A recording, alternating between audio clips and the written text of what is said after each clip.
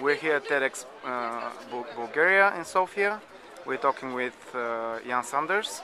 First off, why did you agree to take part in TEDxBG?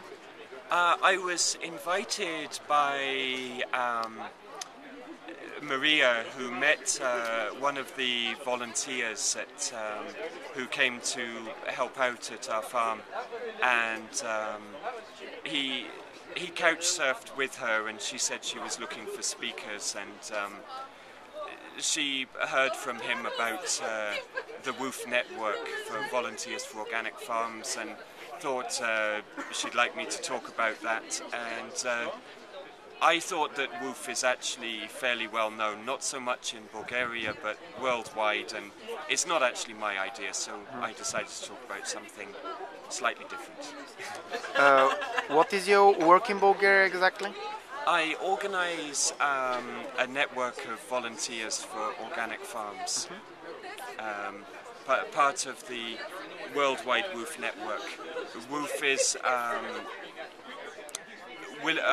willing workers, it's changed its acronym, worldwide opportunities on organic farms. And yeah, I organise volunteers for this. I promote organic farming, and I try to live as sustainably as I can. Do you think there's a big opportunity for organic farming in Bulgaria? I think so. For me, the bottom line is that organic farming isn't, as some people think, just a marketing opportunity or an excuse to charge more for food. It's a genuinely sustainable system of farming, and much modern farming is not. When people say to me, how can you farm without fertilizers, I tell them, well, you're going to have to learn to do it soon someday, because there won't be the fertilizers. Without the oil, we won't have nitrogen fertilizer.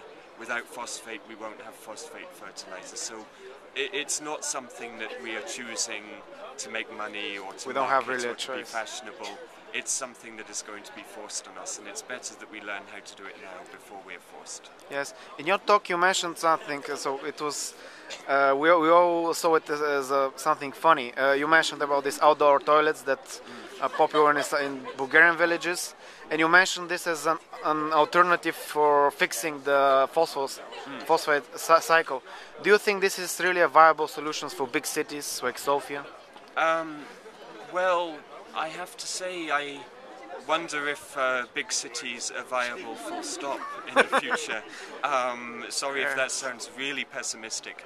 Might be the truth. I think,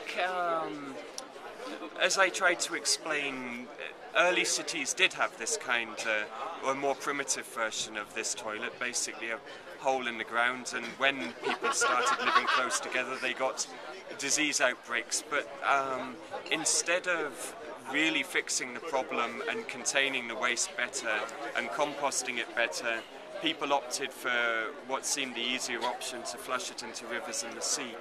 I don't see why it couldn't work. I have seen these kind of toilets installed in cities. The biggest problem I can see is transporting all the waste out again, although it will be dry waste, so it is not so heavy to move once it has composted. The biogas would be another benefit that would maybe make it economical.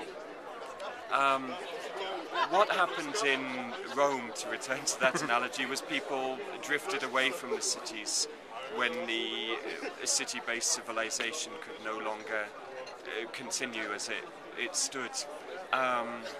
Perhaps we will see that. Bulgaria has an awful lot of depopulated villages, and perhaps we do need to rethink our idea of exactly what civilization is.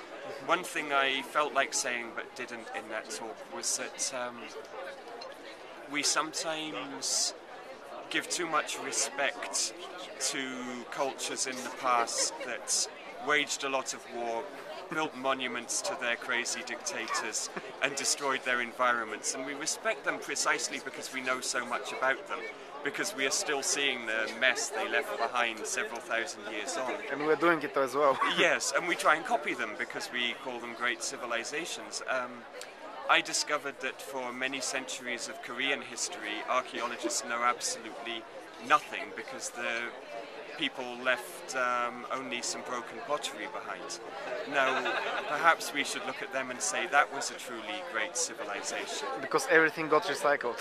Everything got recycled, and they didn't conquer and lots of other people and force them to adopt their culture. So perhaps they were socially more socially, environmentally more sustainable. So yes, perhaps we have got the wrong idea about exactly what a civilization is. Well, what you